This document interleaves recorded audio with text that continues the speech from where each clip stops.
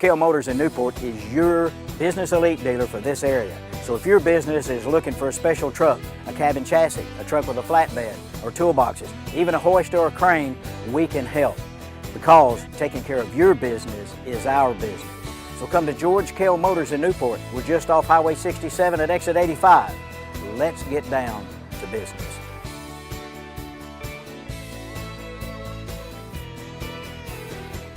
Welcome to another edition of Remember When here on Cable 15 TV and on, of course, on our website at cable15tv.com, on Facebook, my Facebook page, Cable 15 TV, and on YouTube at Newport Cable 15 TV. Benjamin Winfield Smith joins us to talk stuff. We've got a lot of stuff lined up. Benny Smith. A lot of stuff, buddy. Good to see you, man. David Black. David Black. Well, you mentioned Buddy, and we talk about nicknames, and I got a whole segment that we're going to talk about nicknames, but we thought we'd get on here and just rehash about growing up in Newport, Arkansas, and living the dream, and here we are today. And staying here? Yeah, staying here. We stayed, didn't we? Yeah. Could have gone anywhere in the world. Never left. Never left. We're in the museum, which is, we'll be showing some pictures of that as we go throughout the process of the interview. But Benny, first of all, let's talk just a little bit about this museum, just quickly, and we'll talk more about it later. But tell us where we're filming here. This is the Benny Smith Museum. It was created when I started having my softball. I'm sorry, buddy. That's okay. My Super Bowl parties, and I wanted it to make it where it was sports related. Right. And over the years, people have donated, give me stuff. Yeah. And I need to do an expansion, but I ain't got anywhere to go. I'd like to knock a wall out. There you go. It ain't going to happen. It's not happening, is it? But we got a lot of things to talk about. The museum is one of them, and we'll talk more about that. But first of all, Benny, tell us a little bit about your family. Tell us about your wife and kids. Listen, people that don't know you, and I don't know if there's many people out there that doesn't know Benny Smith, but tell us about the family. Well, I married to Sherry Smith, 32 years. Got Weston, he's 31, or 32. Warren's 21. And I've lived at 2804 Lynn Street for 19 years now, and hope a few more years. There you go. Yeah. I want to stay here, buddy. There you go. I don't blame you. Yeah. Fixing to turn, in February, going to turn 62 years old. That's close to what they say retirement age, but sometimes it doesn't happen that way. But, Benny, I want to look back. You talk about your family, and in all fairness, people don't know that your mom actually raised you. Yeah. And your dad was a big sports guy. Yeah. And obviously, I know that's how you got a lot of ideas about sports and so on and so forth. But talk a little bit about your mama. Talk a little bit about your mom. Well, my mother raised us about our whole life. And she worked as a waitress. And worked hard. Worked hard. And she did all right with us. We stayed out of trouble for the most part. Yes, sir. And you talk about us, your brother. Yeah. You have a brother? Yeah, Don Smith Jr. Right. And grew up in the housing project over on Lacey and Ashley Drive. We lived there twice. And made a lot of friends over there. Scott Jones, Dunky Lawson, people like that. Well, you've got a lot of friends that we'll talk about a lot of those, but Yeah. Benny, no doubt, and didn't mean to interrupt, but a lot of friends. But I would say grew up from humble beginnings, and I want to say one thing. Go right ahead.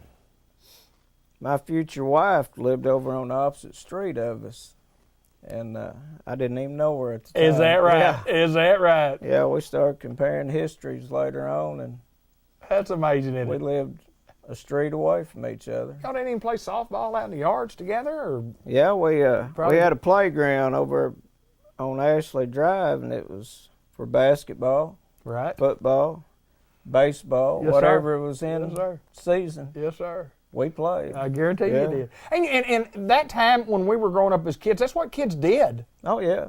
We got out in the yard and played. Yeah, we did. Most time didn't even have like a TV. It was That's right. if we did, it wasn't on till like at 8 o'clock at night or something. Yeah, We and if you stayed get- outside. One channel. One channel, You get antenna. one. That's exactly right. That is exactly right. So, for the most part, that's how that worked out. Tell us about what you do now and what you've been at Farmers Oil Corporation for a long time. Kind of give us a little work history. You worked at the Chevrolet company, but tell us where you've been, professionally in your life, and what all you've done, and what you've done well. Yeah, well, years ago, I was an appraiser for Newport Federal. Right. And then they had the interest thing where Arkansas could only lend out money at 9%, and the interest rate's 18, so they shut down the lending part. Right. And then I moved on to McDonald Chevrolet detailed vehicles for 3 years. Yes, sir. Then I went to Farmers Oil, and I've been there May the 1st to be 30 years. Wow, 30 years at Farmers Oil Corporation. 30 years. That's a long time. That's a lifetime, isn't it? That's a long, long time. That is a long time. I've seen families grow up through there. Well, you talk about that, and I guess, you've seen people who would drive through with no kids, and then all of a sudden they're little kids, and then all of a sudden got they're kids. Yeah, they're teenage kids, and now those kids have got kids. Yeah. Absolutely. So it's 2 or 3 generations. That's a couple of generations, no doubt, no doubt. I want to talk a little bit about growing up, Benny, and talk a little bit about your love for baseball and Little League baseball. And I say this sincerely, and I've told people around the world about my friend Winfield, the most feared Little League pitcher in the history of Newport Little League. Tell me a little bit about that. Well, growing up, like I said, we didn't go on vacations. Baseball was my summer vacation, and these people would say, I can't be here next week. And I'd say, man, we got baseball. So being outside, playing baseball for hours every day, I learned how to throw a curveball. Yes, sir. And when I was 11, I knew how to throw one. I really didn't know how to throw one. I could throw one, and I could pitch, and I didn't know how to pitch. I just threw it. But Right. when I was in 12th grade, or 12 years Yeah. old, I'm not bragging on myself, but I dominated over You did everyone I that? did. Yes, sir, you did. Nobody could hit I it. had a 6-inning game out of 18 batters. I'd average like 15 strikeouts a game. That's correct. And but I still didn't know how to pitch. I just knew how to throw a curveball, and everybody's scared of it. They'd Everybody- back out of it, and then I'd throw a fastball, Yes, sir. and they didn't know if it was a curve or not. And it was like I don't know how you describe it. It was just like a little magical year I had. Well, I could describe it as a hitter. I mean, Yeah. you're up there and you're 12 years old, and the first thing you're thinking about anytime you get in the batter's box when 12 years old, you don't want to get hit. Yeah. That's the first thing you're thinking about. And then all of a sudden a ball's coming at you, and then you bailing out, and Yeah. when that ball break right over the plate, umpire just punch you out. You couldn't hit it. Yeah. You really couldn't hit it. And tell me about moving up Little League baseball, go into Babe Ruth ball. Well, buddy, sad part about it was I think I peaked out when I was 12. I made a couple of all-star teams, Yes, sir. 14, 15, but I wasn't a starter or nothing. Right. But I still liked baseball. And like I said, I peaked out when I was 12. Kind of sad, but it's the truth. A dominating force, though. I've been around Little League baseball all my life, and I've been in our same age, and spent a lot of time together in our youth and in our growing up days and our young adult days.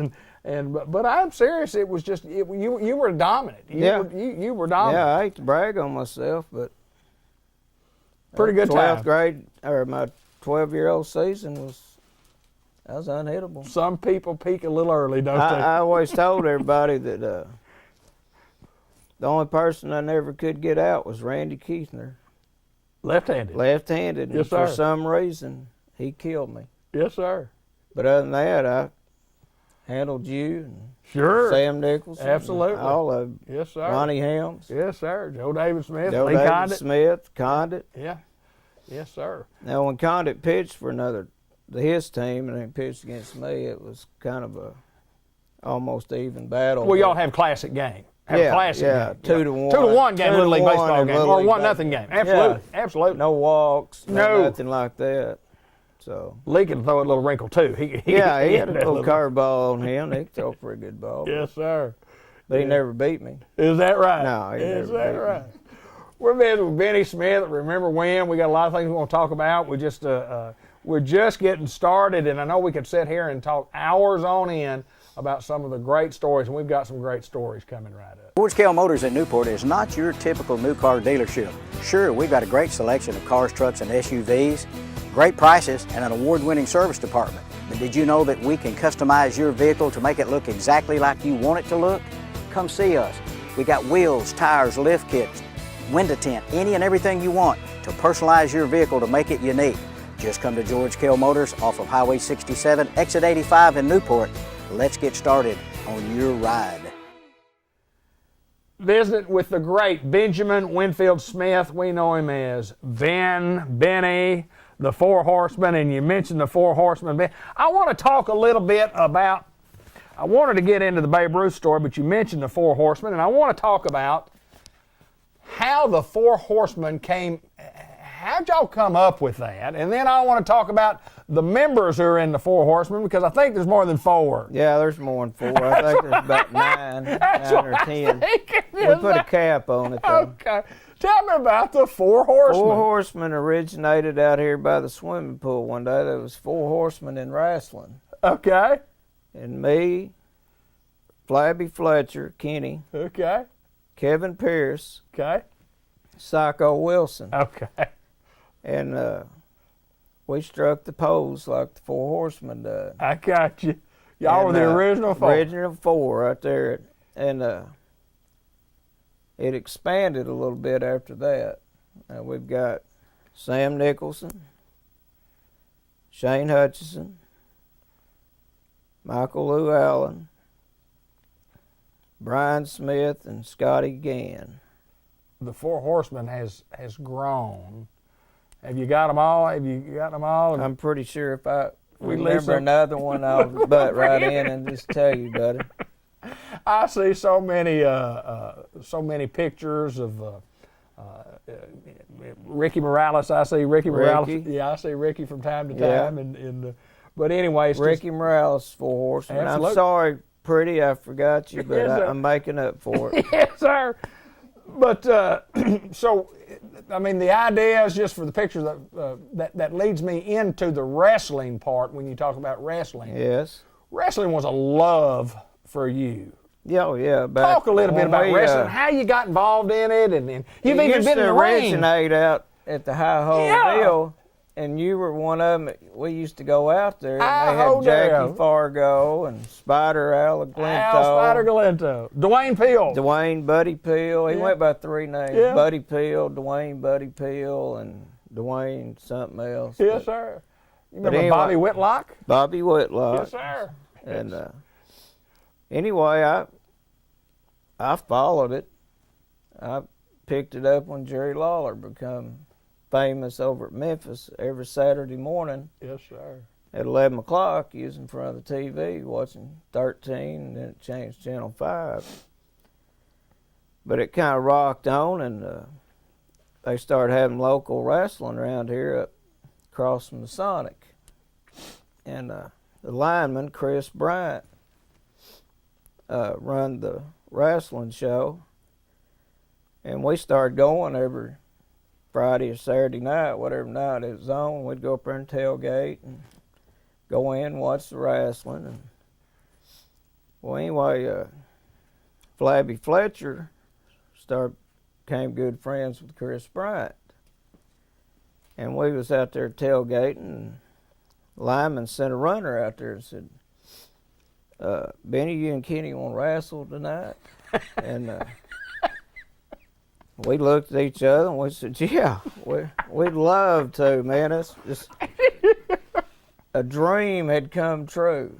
And so we ran up to Walmart, bought some elbow pads and knee pads, and come home, changed real quick, Went back up there, never been in the ring before. But you'd seen a lot of it. All seen it. Yeah. Millions and millions of hours of shows. And so he sent another runner over, and he said, come on over. And we went over, and he said, I'm going to put you and Kenny with 2 other wrestlers, Tommy Wayne, and I think it was Excalibur. Okay. And y'all going to go against me and Cujo. Well, Cujo, do you remember the dog movie? Cujo? Absolutely. That's the way he'd get in the ring. All right, he was 6'6". I know him, yeah. 320 pounds. Big man. Cujo's a big man. And I thought, man, yeah, let's go for it. And so we got out there, and they added to it, they had the little kids outside the ring. If they threw you outside the ring, they'd belt strap you. Wow. Little kids, they going to go full blast. Is They that ain't right? letting up. So Kenny jumps in there, and they threw him outside the ring. Them kids blistered him with belt. You hear us, oh. So through the night, we all got in there, and Lyman had me. Lyman's 500 pounds. Yes, big man. Big man, he had me. And my wrestling instincts kicked in, and I gave him a couple between the legs. Right. And got him off of me, and I started hammering him like Jerry Lawler. No Lyman, he was. You had no training at all? None.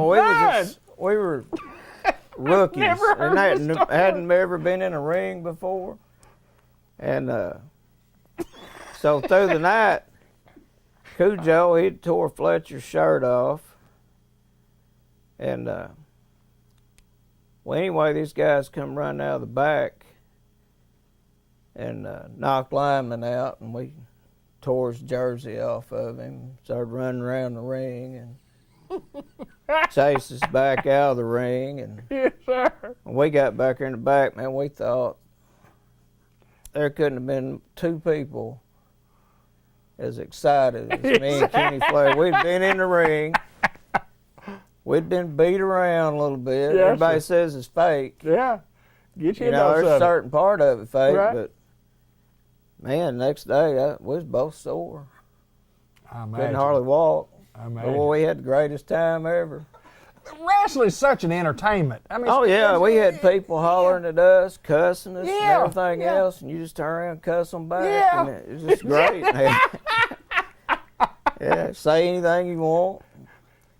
Kids, women, they all holler at you. You know, you talk about the high hole. Just and this story is not about me, but the story I'm gonna tell is this program is not about me. But I remember one time at the high hole where you might have been with me when these guys got up there and they were just beating the heck out of each other. And boy, we stayed around till after they got ready to go, and they all got in the same car and went home. Yeah. You remember that? Yeah, we followed them out of town. Yes, sir. What are they doing? They stopped down there at the convenience store and got out and went in. I got them some refreshments. Yes, for the sir. road. Yes, sir. Yes, sir. Yes, So we had another match. I'll go through it real quick. Okay. 2 or 3 months later, Lyman come up and he said, "Man, y'all did a good job. I think people are wanting you back." So well, this time it was Lyman and the Childers boy. You remember Joe Childers, his son? Sure. And he was the referee, and we'd been riding him. So they put us in match, and his loser loses their hair. And Fletcher's proud of his hair. I didn't have much hair to lose, so Childers volunteered was going to cut his hair. And this time we got to walk out by ourselves, had our own little walkout music. We are the champions. And we went around, we went through some strength things, where you bend each other's hands back. And, well, anyway, we knocked Childers out, and then we got Lyman handcuffed to the ring. And beat him around a little bit. And then we went over and started working on Childers' hair.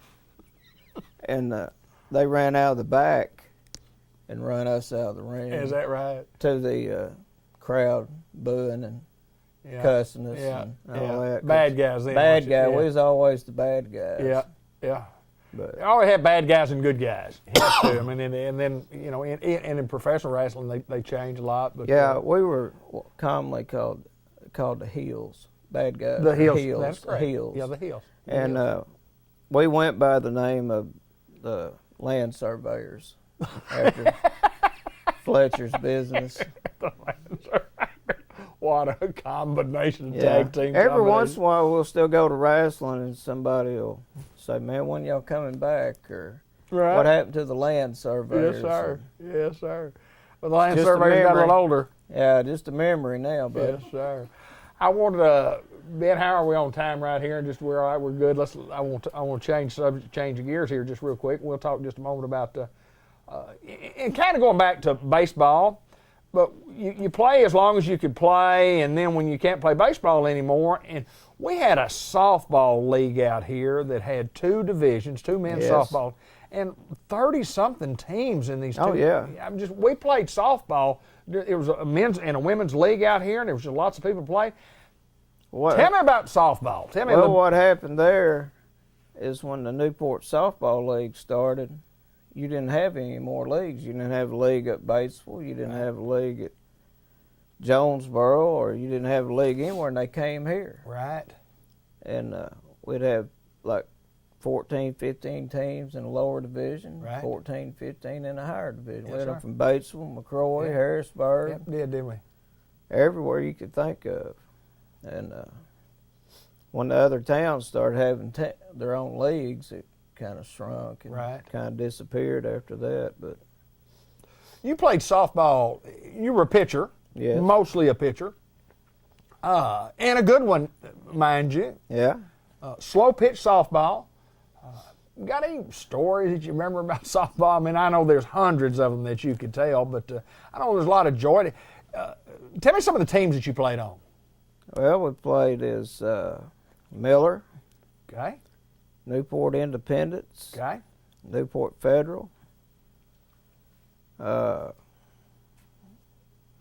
We played Newport Independence for a long time. Is that 'cause, right? Yeah, we couldn't get one sponsor, so Right, we'd get yeah. about 10 sponsors. Got you. and- Got you.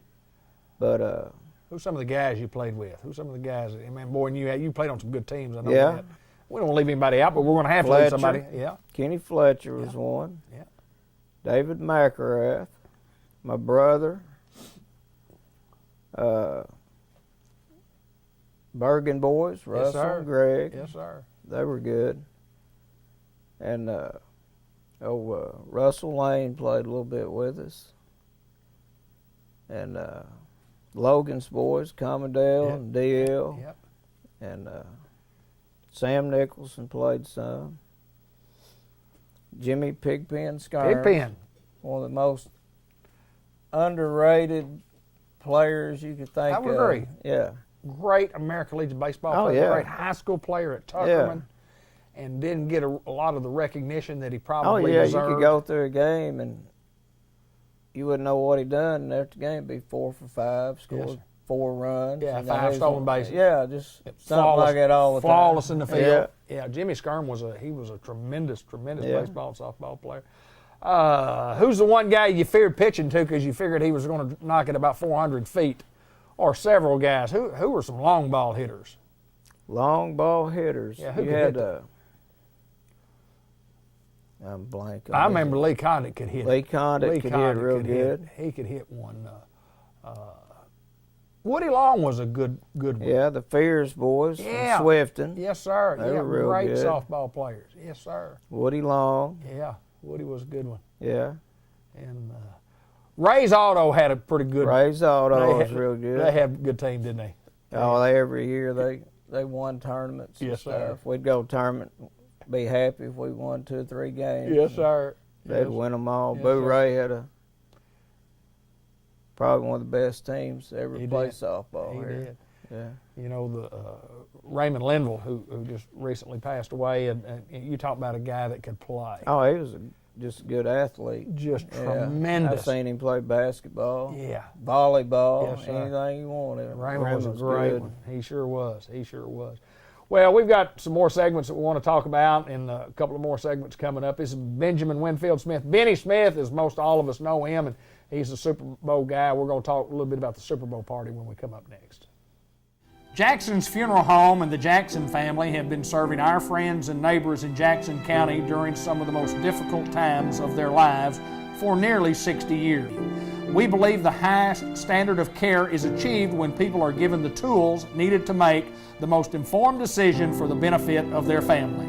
For us, there's no greater honor than to care for our friends and our neighbors in their time of need. The Jackson's Funeral Homes, the 1900 block of Malcolm Avenue in Newport, phone number 870-523-5822. Benjamin Winfield Smith, my good friend, lifetime friend. Lifetime. Done a lot together, hadn't we? Yeah, at least 54 years Yes, out sir. of 62. That's not too bad. No. Yeah, we teamed up there and started playing Little League baseball together and been good friends ever since. Spent a lot of time. But went to college together. College. Lived together in college. Yeah. And you spent a lot of time at Earl M. and Lois's house. And Yeah, I was raised there. I was raised on Linden Circle. Yes, sir. We want to talk about the Super Bowl party, and you say, well, everybody has a Super Bowl party. And, well, you may have one, and you may have one occasionally, but Benny has a Super Bowl party that I'm going to let him tell you about. First of all, I want to know about the Super Bowl party coming up is what year, and then tell me how this thing got started and how it evolved into what it is today. We mentioned earlier in the show about the museum and the Super Bowl party. Yes. Tell me about the Super Bowl party. This coming year will be my 30th Super Bowl party. And it got started, I lived over on Graceland Drive. And I'd watched a few Super Bowls by myself. And I invited 4 or 5 people over. It wasn't nothing big. Next year, they wanted to come over again and again. Did this about probably 4 years over on Graceland. Then I went into the card shop business, and it was out there where the old Ideal, next to the Ideal Bread place. Jim Heatherly had a little shop out there. And I'd bought that from Kevin Young, and I moved my my Super Bowl parties out there, and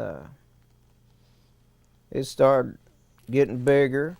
We started bringing food and refreshments, and then when we moved here in '98, I said, well, let's move it to the garage. And it's steadily grown from that. Well, the women, had a few women say, well, how come we're not invited? Well, about 15 years ago, I come up with a deal. Me and Sherry was talking one night, and she said, well, let's have a party for the women the week before. Right. So we started calling that the pre-Super Bowl party for the ladies. Right. And well, anyway, through the years, I started putting sports stuff out here, and it just kept getting bigger and bigger, more people. I think we usually have roughly 30, a little bit more than 30.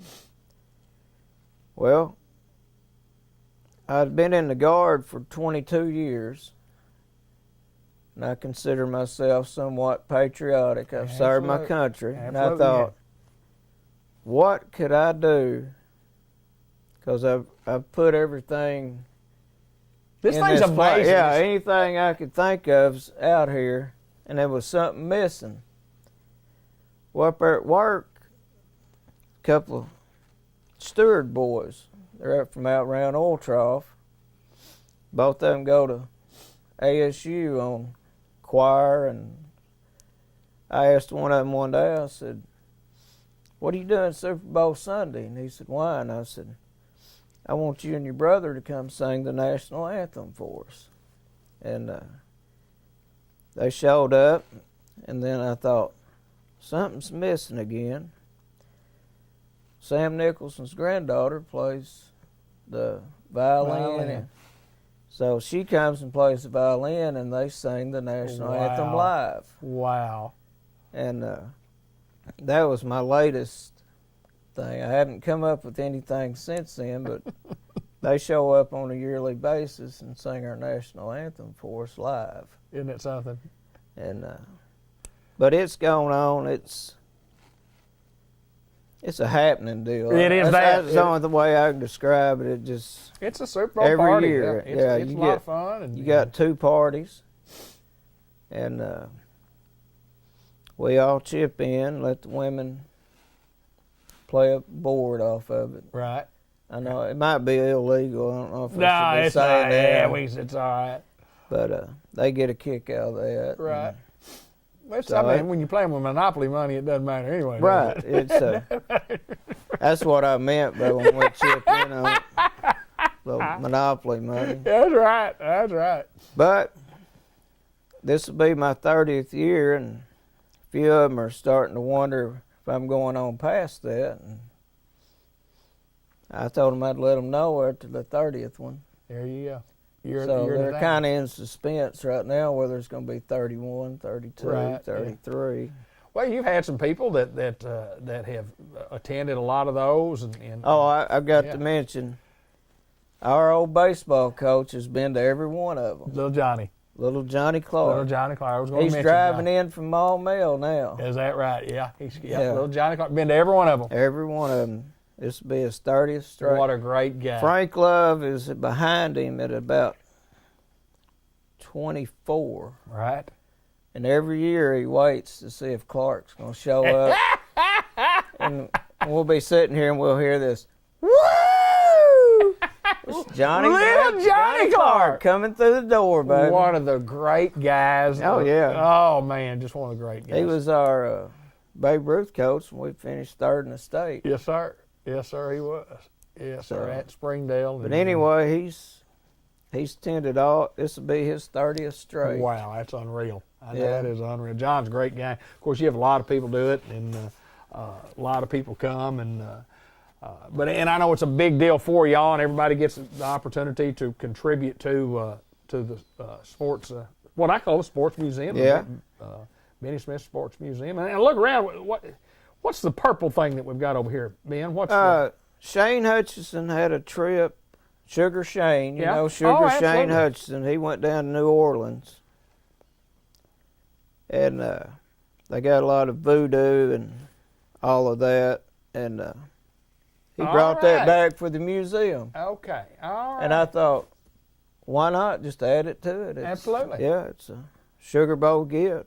I don't see real well. I saw that over there, and I couldn't tell just exactly what that was. But boy, it's not. Sugar Shane coming through. Sugar Shane, yeah. I don't know what his idea was. He was casting good luck or bad luck, but he's casting some luck, wasn't he? Oh yeah. Yes, sir. And I don't know. And I wore it some of the first parties. Did you? Yeah, right. I wore it around just to see what it'd be like. Yes, sir. Yes, sir. We may show that. Of course, we said Ben's going to be moving around the room and showing you some things that are here. And little Sammy Nicholson donated his high school football jersey back here. It was his first Super Bowl party, and he came with the gifts. And it was his high school football jersey. Yeah, that's the original one. I know he can't get into it now, but it's a sharp-looking jersey.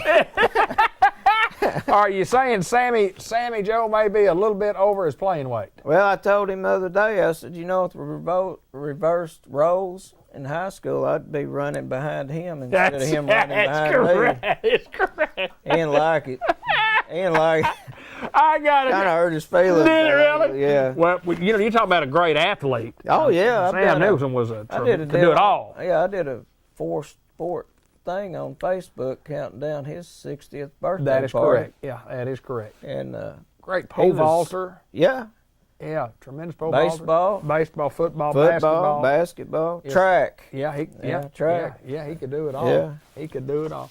Well, congratulations on your 30th Super Bowl coming up, and I want to kind of change gears here, and I want to talk a couple of things. And I'm just going to mention some names. We'll talk about Sam. I'm going to mention some stuff, and I want you to tell us a quick story about what I mentioned. How about that? All right. Robert Houston, Yes. Osceola High School football player. Yes. Sam Nicholson. When we were in the 12th grade, the second game of the year was Osceola. They were coming to town. I was a center. They had moved Robert Houston to nose guard. He was roughly 6'4", 270, 80 pounds. Amen. I was 5'8", 170. And the week of practice for that game, our line coach, Danny Gilbert, kept telling stories about how Robert Houston had destroyed Don Shelton the year before. Don Shelton was all state, all everything, went to UCA on a football scholarship. About Thursday was having a little meeting, and Coach Gilbert stopped and he said, I might ought to quit telling these stories. Smith might not even show up on Friday night. Well, I'd already had a few thoughts about not showing up. So Friday night shows up. We go out there, get out on the field. First play of the game, Robert Houston knocks me from here to the old Walmart store. And I look around, and he had hit Sam Nicholson, picked him up, and drove him into the ground. I was like, oh, man, that was a great hit. Well, little Sammy, he jumps up. I didn't think he'd get up. He jumped up. He come up there and cussed me up one side, down the other. Won't know why I wasn't going to block him. I thought, man. So the rest of the game, I tried. I stayed with him. I took a beating. I mean, if they could have arrested Robert Houston for the beating he gave me. About the late third quarter, I missed another block, and he hit Sam pretty good. Not as good as that first time. He like killed him that first time, but old Sam jumped up, and I went over and I said, I don't want to hear a word out of you. I said, he has beat me all night, and he's hit you twice. Little Sammy kind of looked at me and walked off. Never said another word. But old Robert Houston killed me that night. That's a great story. That's a great story. Robert Houston, just a tough guy for sure. Next thing I want to ask you about, I'm just going to spell a name for you, and you tell me what this means to you. Okay. Buddy. Back when we were younger, I always called you Buddy. Yes, sir. Well, right there at the first, you really didn't like it. But after all night, I'd buddy this, buddy that. You would finally get me down and show B-U-D-D-Y. Well, a little bit harder than that, but he was trying to tell me that don't call me Buddy, but it never worked. Well, one of the reasons that not only that, if you kind of remember, we might have enjoyed some refreshments back when we were in our younger days, but you might be in the back seat of the car, and I would remember. Do you remember what you would do to me and spelling out the Buddy? Well, yeah. You remember what you do? You take your hand and you go B-U-D-D-Y. Then scalpers. I'd say, Benny, if you do it one more time, we'll stop his car. I did about 40 scalpers a night. That's about right. Tired of it. That's about right. I'm going to give him B-U-D-D-Y.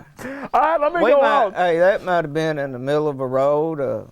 Could have been anywhere. Oh, the park, anywhere. Yeah, I was a designated driver. Yeah, I was a designated driver. When you stopped the car, I knew you got tired of hearing the name Buddy spelled out on top of your head.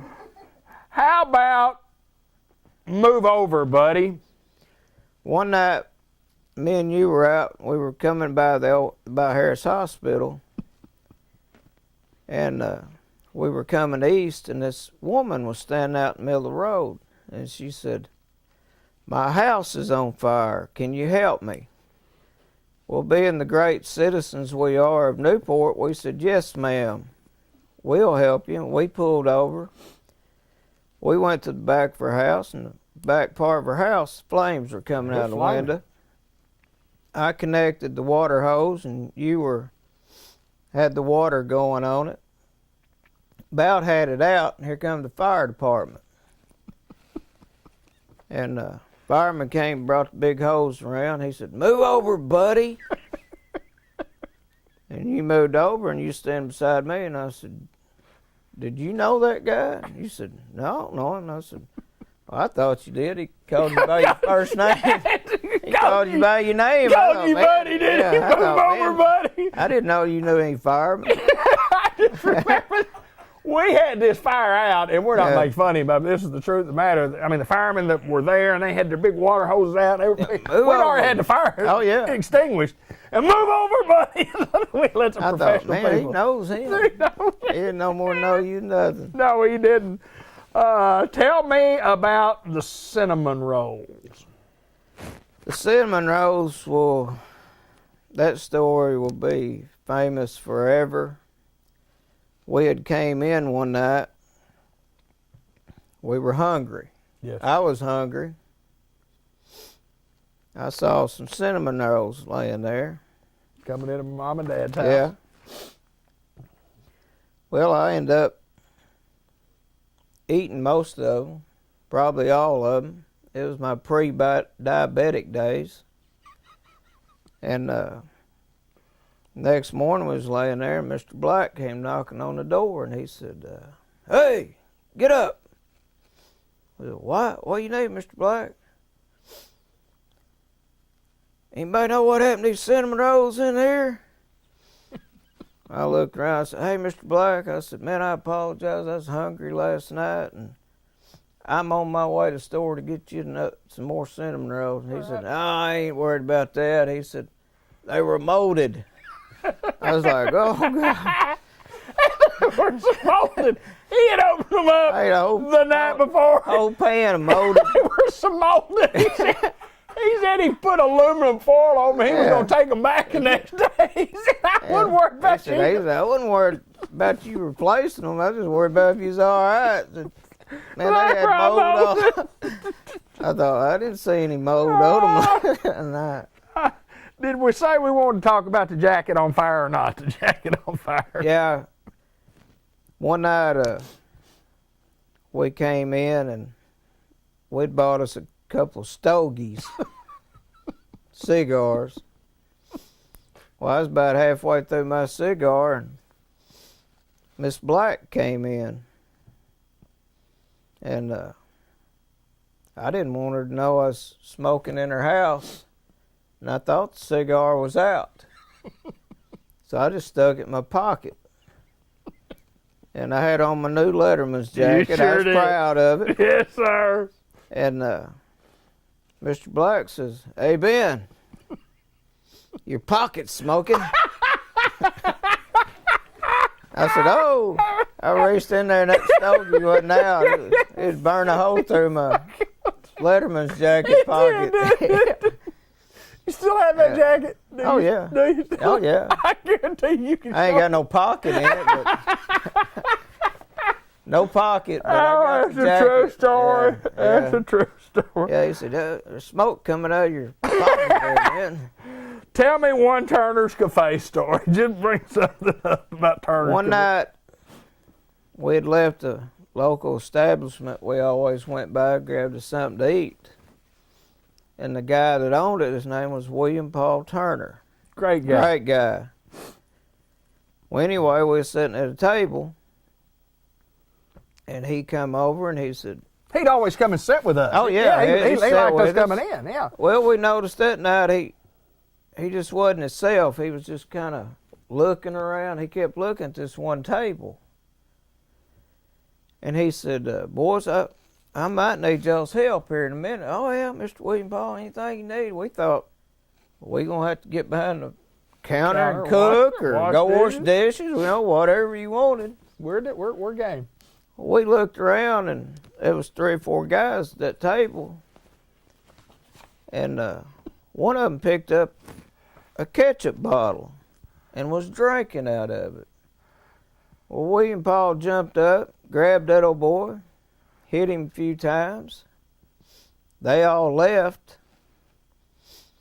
Well, William Paul, after all smoke had cleared and he had run them off, he said, anybody seen my watch?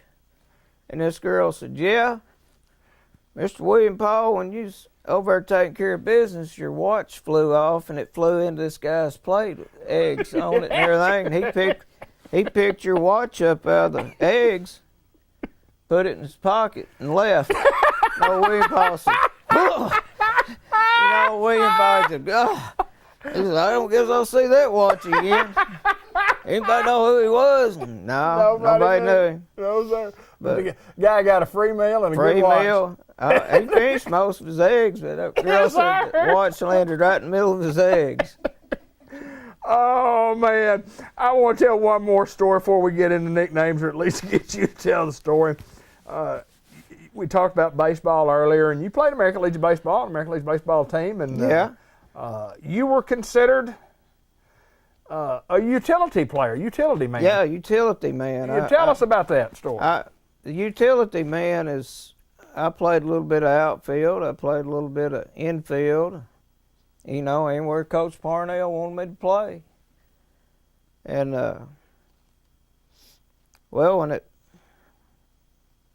I thought that was the meaning of utility player, but every night when the sun started going down, Bubba would get Coach Parnell. I'm sorry, I will never call him Bubba. He's always been my coach. Coach Parnell jumped up. He'd come down there at the end of the bench and he'd look at me and he'd say, "Benny, need you to go turn them lights on." So anyway, that was the real meaning of a utility player.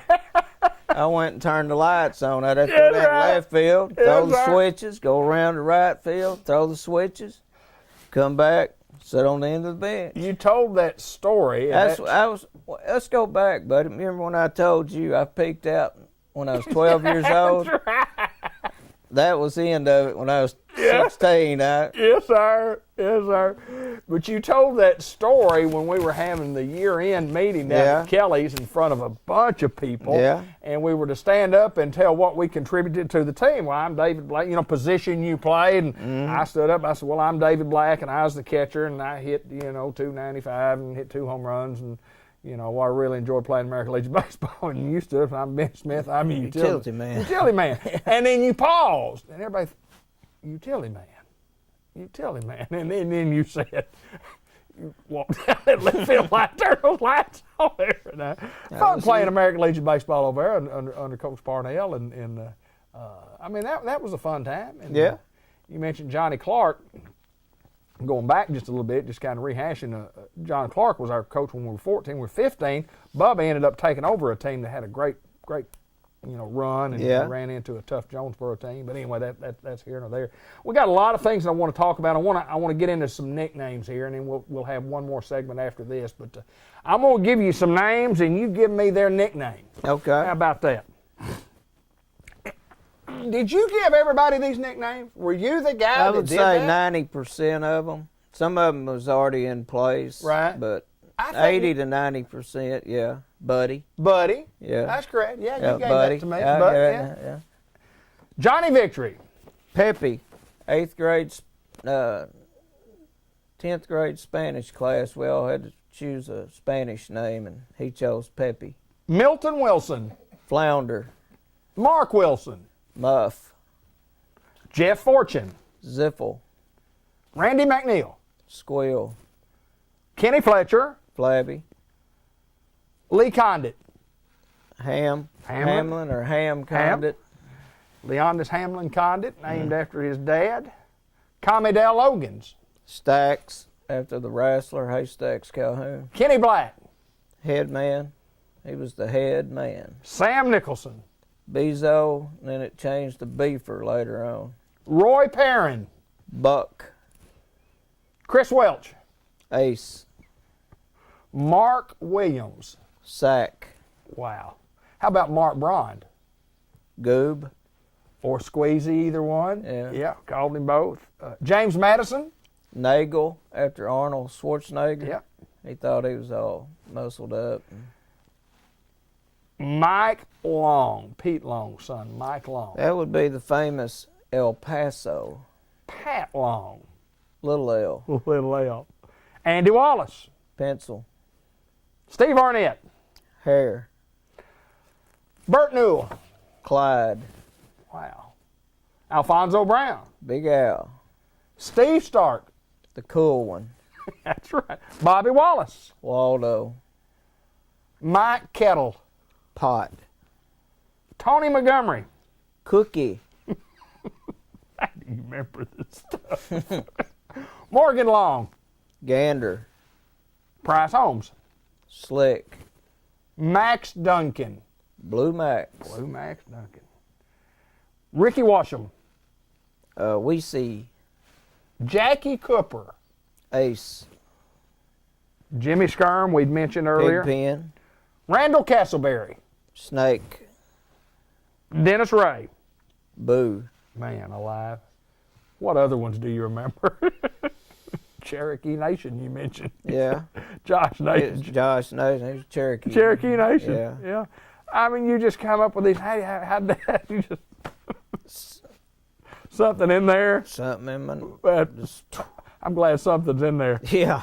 All right, I got a few There's more. a little bit left, buddy. I got a few more questions I asked, but we're going to pause and we're going to get back to the final segment of the program. Visiting with Benjamin Winfield Smith. George Kell Motors in Newport is your business elite dealer for this area. So if your business is looking for a special truck, a cabin chassis, a truck with a flatbed, or toolboxes, even a hoist or a crane, we can help. Because taking care of your business is our business. So come to George Kell Motors in Newport. We're just off Highway 67 at exit 85. Let's get down to business.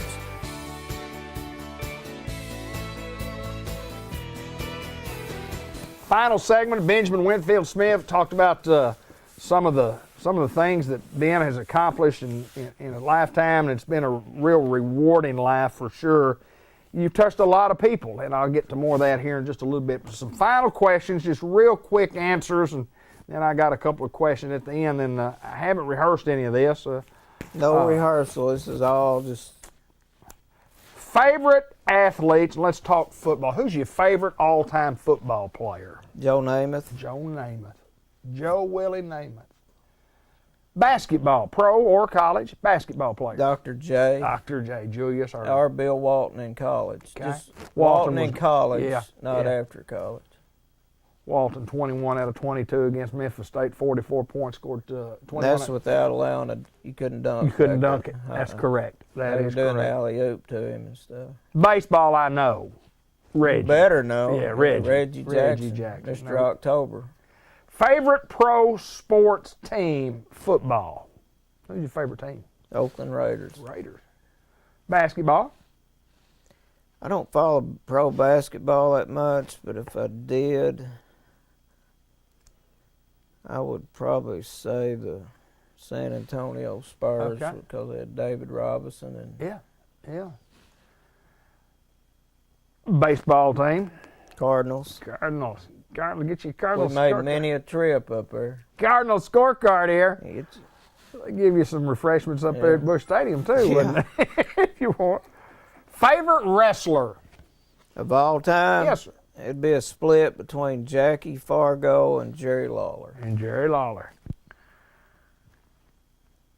Favorite golfer? Watch any Favorite golf? golfer would probably be Jack Nicklaus, Wow. Golden Bear. Here's some think questions here. I didn't Okay. follow the Olympics any? You Olympic guy? Yeah, Follow any of the Winter Olympics? not much. You remember any great Winter Olympic moments that that would come off the top of your head and say, "Well, I remember when that happened." Anything? If not, we'll go to Summer Olympics. Any great events that you say, "Well, I remember that in the summer," or Well, something that you really remember? I can remember the '68 Olympics when Bob Beamon broke the world Shattered long it. jump record by about 3 feet. Shattered it. Yeah. Yeah, Mexico City. And it was a once-in-a-lifetime jump for him. Absolutely. Yeah. Absolutely. Like scratched the first 2 times before that, wasn't even close. No. And then just sailed into history. That's a great Olympic moment. I think my greatest Olympic moment itself didn't have anything to do with the competition, but when Muhammad Ali lit the torch several years ago, I just thought that was just a great moment for me. But anyway, what favorite sports moment ever for you? Favorite sports moment? I was watching the 77 World Series. You didn't have a VCR and stuff back then, and Reggie hit 3 home runs in a World Series. I knew it. I remember watching the whole game. Right. And I had a choice between doing something that night and staying home and watching that, and I thought, well, I'm going to stay home. Really? And I got rewarded for it. You sure did. You sure did. All right, let me ask you this. What's your favorite sports moment that you saw, most memorable moment that you saw that you were actually there? High school, college, pro, just a favorite moment. And you could always say, I was there when that happened. I remember going to Truman to watch Jerry Eckwood play in high school. I was with you. And he was just like a man. Among boys. Yeah. He was. And he went on, had a good had a great career at Arkansas, and then in the pros, he Yeah, had like a 5 or 6 year run where he was one of the best. No doubt that it was just a super moment. I was at the high school football game too. The year before, we had played in the playoffs, and in this particular year, we lost out. You know, Truman had beaten us 19-0, and do you remember?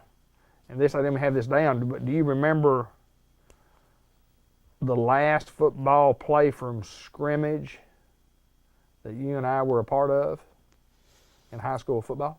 It was up Batesville. Yes, sir. And no, I don't remember The last play of the game. When Gary Creech kicked a 42-yard. Okay, I was thinking our side of the ball, but you know that guy, I was talking to Donald Coleman from Batesville, and he played. He was his senior year too, and he said that old boy had missed half of his extra points. Yes, sir, and never kicked field goal. Never kicked a field goal, and he lined up, what was it, like 42 yards. 42 yards. 42 yards. And when he kicked it, it went through the uprights and almost back to the concession stand. Another could have gone 20 60. yards. Yeah, could have gone 60. Another 20 yards up the concession stand. Well, Donald Coleman told me one time, he said, would you like to meet that boy? And I said, well, yeah, I would. And he said, well, someday I'll bring him through here and let you meet him. He said he still lives up there. I think he was a sophomore, and I don't think he played again. I don't think he played anymore after that. But yeah, it was. 10 seconds to go in the game, took 5 seconds to do it, and then they kicked off to us, and we had 5 seconds. Well, they lined up for a field goal.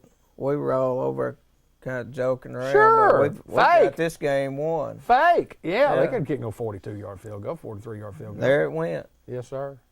I remember straight through the uprights. That wasn't on my list of things, but I guess, what's your most disappointing sports moment? Maybe something that your favorite team didn't make it, or what was disappointing? Not that. I just mentioned that high school game, but Well, I'm going to tell you the truth. It was the '69 Sugar Bowl, and Archie Manning tore us apart. Yeah.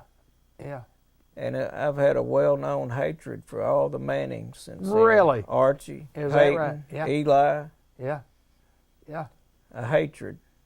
I'm going to drop it this year. I've had it for like 40-something Time to get rid of it, yeah, isn't it? This year. I love the New Mannings. Year's resolution. There you go. I'm going to drop my hatred for the Manning family. And I don't know I know it's not going to be earth-shattering or anything, but maybe a lot of people's tired of hearing about it. But I get it. yeah. Benny, you watch any movies? You got a favorite sports movie? Favorite sports movie would probably be, and I know you're gonna laugh on this one, Bad News Bears. It's a good one. Yeah. That's a good movie. It's a great movie. Yeah, it They have not come out with the Reggie Jackson story yet, right. so Yeah, it's all coming. all the sports movies will be kind of like below that. Benny Smith, I've enjoyed it, but I've got a couple of questions I want to ask you that I think that are important. Yeah. Something that's kind of in depth here, and you and I never get in depth when we talk. It's always fun and games. But Yeah. if you could sit down and have lunch with anybody in the world, living or dead, I mean, they could be living or dead, and you say, How many people? one person. You could One sit down with person? one person. Who would you want to sit down and have lunch with? Well, right now it'd be kind of a toss-up. Okay. First, I'd pick Reggie, Right. and then the next one would be Donald Trump. Really? Yeah, he's got me interested in politics. Right. I never Right. gave a care who was in there or Right. what, Got you. but Trump is just He'd be an interesting yeah, guy he to sit down and just have lunch with. wouldn't he? hypnotized me. Yeah. That's all. All right, here's the last question I've got for you. Okay. Other than anybody in your family, who has influenced your life the most growing up? Other than a family member. Other than a family member, it'd have to be you. I appreciate it, my friend. Yeah. We've been friends a long time. Oh, haven't we? we've done stuff that I couldn't really talk about on this camera. My dad used to tell me that if you could live your life and the day you die, if you could look back on it and you said you had one friend from the time you met him until the time you died, you've conquered the world.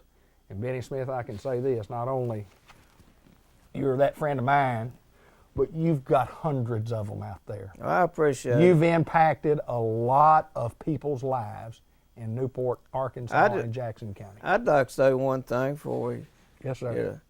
Yeah. After I lost my leg, and I kind of wallered around a little bit about it, I thought, well, I don't know if life's over or not. And of course, Sherry was real great for me to have around, but Bud Black, Yep. Ricky Doyle, Yep. and Clay Kurtner showed me that life wasn't over. Life's okay, isn't it? Yeah. Life's okay. And I never really got to thank them, and I thought I'd mention their name. Well, Benny Smith, we've been through a lot together. 62, and you'll be 62 before I am 62, my older friend. And I've said this a lot in our lifetime, and I've told What Benny. about you drawing Social Security as soon as you get 62? Yeah, I'm getting or is close. that- I'm getting close. But I do. I've often said, I said, Benny, I hope you live to be 117 years old. I hope you have a healthy life, and I hope the last words I hear you, I hope the last words that you say are, "Hey, buddy, I've enjoyed it." Benny Thank you, Smith, bud. love you, my All friend. right. Remember when with Benjamin Winfield Smith.